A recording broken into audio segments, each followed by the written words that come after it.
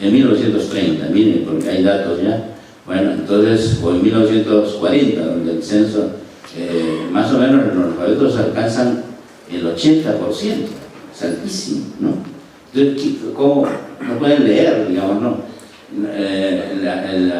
La esfera pública es muy reducida a las ciudades, Lima, Trujillo, Arequipa. Y bueno, pero claro, ahí está la élite, ¿no? Todo el resto es rural, analfabeto, ¿no? Entonces, sin embargo, eran procesos abiertos, eran procesos muy inclusivos, todo votaban. Votaban también los analfabetos, votaba el mundo indígena también, votaban los militares. En el siglo XIX votaban mucho más ciudadanos que al comienzo del siglo XX, que entre 1895 y 1930. Para que vean ustedes, porque eran procesos más abiertos. Las elecciones no eran institucionalizadas. O sea, no había, por ejemplo, un registro, ¿no? Entonces, cada vez que había que votar, el cura de la parroquia armaba su registro, ¿no? Y entonces decía, estos son mis amigos y estos son mis enemigos, esto no entra, ¿no? Entonces, hacía él la lista, ¿no? Entonces, y así se organizaban los procesos electorales, ¿no? Bueno, luego, a partir de 1896 hay las primeras reformas, la institucionalización de los procesos electorales. Y todo se reduce, digamos, solamente pueden participar en los procesos electorales los que saben leer y escribir. Y eso supone una reducción drástica de los que van a participar en el proceso electoral. Solamente votan 2%. Para que vean ustedes. Claro, hasta entonces la educación no se había extendido mucho. A partir de 1900 comienza a extenderse la educación por la gran visión de un ministro civilista de educación que se llama apellidado Polar. Polar tomó 4 medidas que son muy importantes y que sería interesante tomarlas en cuenta para pensar hoy el tema de la educación, ¿no? En primera medida, toda la educación pasa de los gobiernos locales al gobierno central. Primera medida. Bueno, la educación en ese entonces estaba en los gobiernos locales, que pasa al gobierno central. Segunda medida, dedíquese 20% del presupuesto a la educación. 20% del presupuesto a la educación, en ese tiempo era enorme, ¿no?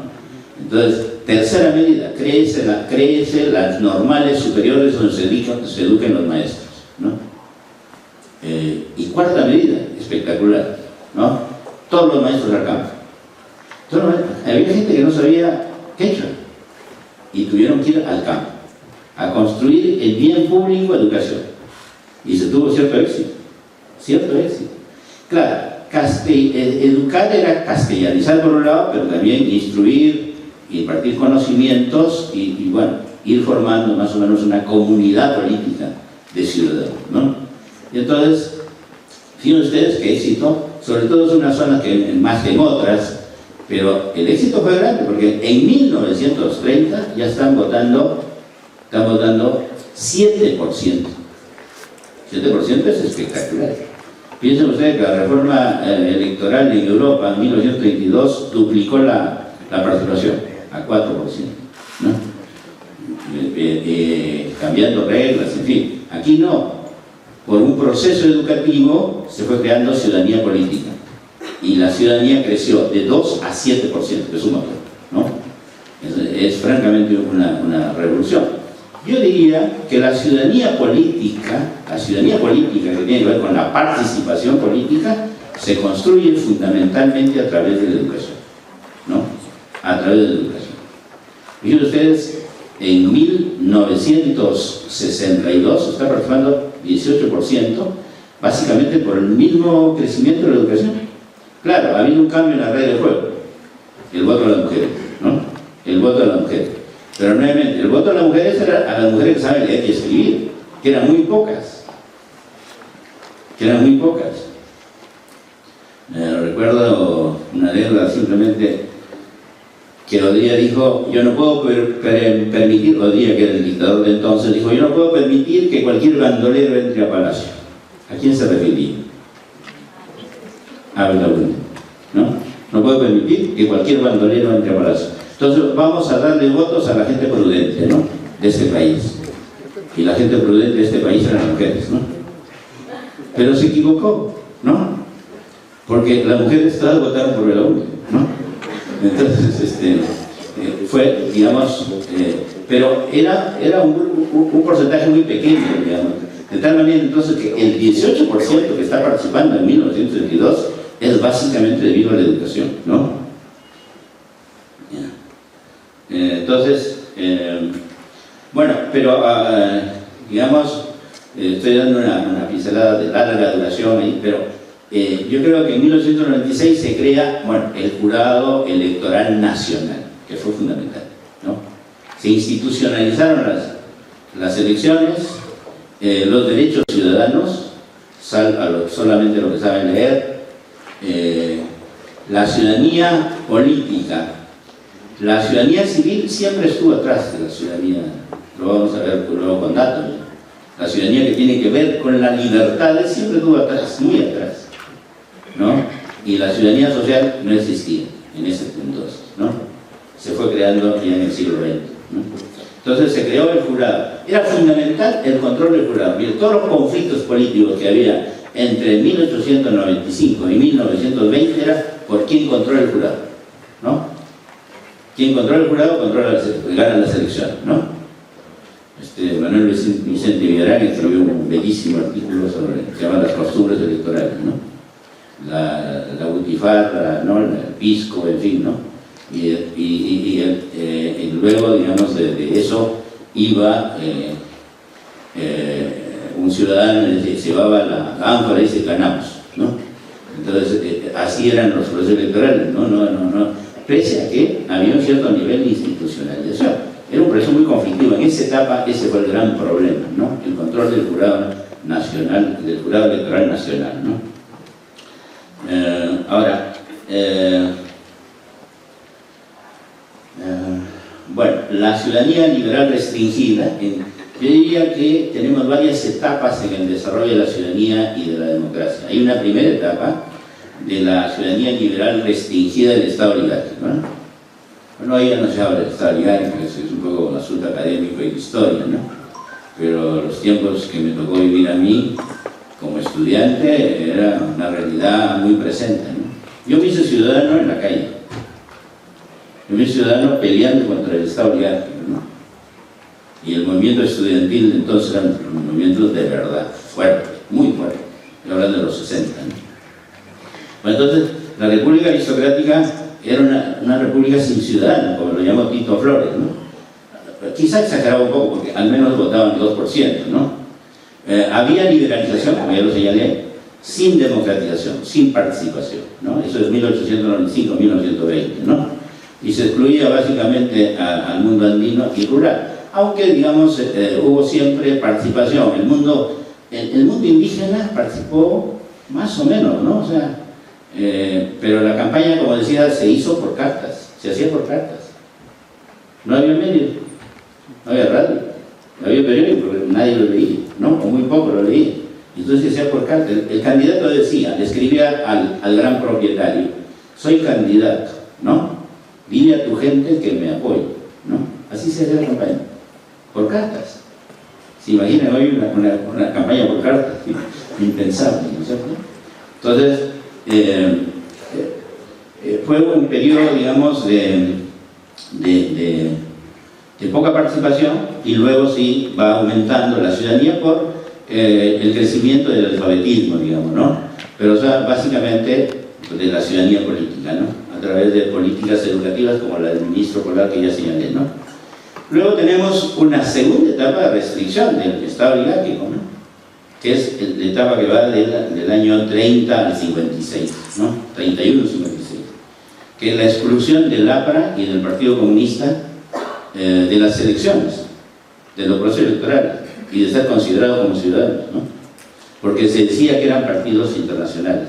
El artículo 53 de la Constitución de 1933 así excluía al APRA.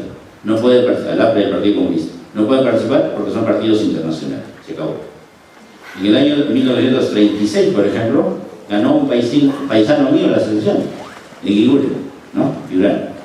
Entonces, le anularon las elecciones porque el APRA había votado por él, ¿no? Entonces, así se... Y luego hay ya una extensión de la ciudadanía, ¿no? Y de la poliarquía, de la democracia imperfecta, democracia realmente existente, ¿no? Entre 1956 y 68. Miren ustedes, en el año 62, por primera vez en la historia peruana, se producen elecciones competitivas. ¿Qué quiere decir elecciones competitivas? Participan todas las fuerzas políticas, sin exclusión. Participaron 7 candidatos, ¿no? Hay La Torre, ¿no? Por el Partido Comunista, el general Pando, y después otros candidatos de izquierda, de centro y derecha, ¿no es cierto? 7 candidatos. No había ninguna exclusión, ¿cierto? Bueno, entonces, esas fueron las primeras elecciones competitivas de la historia peruana, 1962, ¿no? Y la participación ampliada también, cada vez participaba más gente en el proceso político, ¿no? No llegó a ser todavía sufragio universal. Ustedes saben que el sufragio universal es del 80, básicamente. Pero sí, cada vez participaba más gente gracias al proceso educativo, fundamentalmente. Yo diría que esas restricciones oligárquicas básicamente se explican por diversas oleadas de democratización, ¿no? Yo distinguiría 3 grandes oleadas de democratización en la historia peruana, ¿no? 2 dentro del Estado oligárquico y una ya concluido el Estado oligárquico, ¿no? La primera es la ola democrática del 30 y la incursión democratizadora del APRA, ¿no? Yo llamo incursión democratizadora el ingreso, ¿no? De las fuerzas políticas al escenario político, digamos, a través de procesos institucionales, de procesos electorales. No se trata de tomar el poder por asalto, sino de ganar, digamos, las elecciones a través de procesos electorales institucionalizados. Esa es la primera incursión, ¿no? 31. La segunda incursión es la ola democratizadora y la incursión, la ola democrática del 50 y la incursión democratizadora y Acción Popular, de la democracia cristiana, del social progresismo y de grandes movimientos sociales, ¿no? Yo diría, fíjense, sin movimientos campesinos, que es importantísimo en la época, no hubiera habido un crecimiento sostenido de la democracia y no se hubiera producido lo que se va a producir después, la llamada reforma agraria. Y luego también movimientos de clase media muy importantes entonces, ¿no? Y la tercera oleada democratizadora, ya acabado el Estado oligárquico, es la que viene en los 70 y los 80, básicamente dirigidos por la izquierda, ¿no? El movimiento obrero, lo que se llamó el clasismo, que fue importantísimo.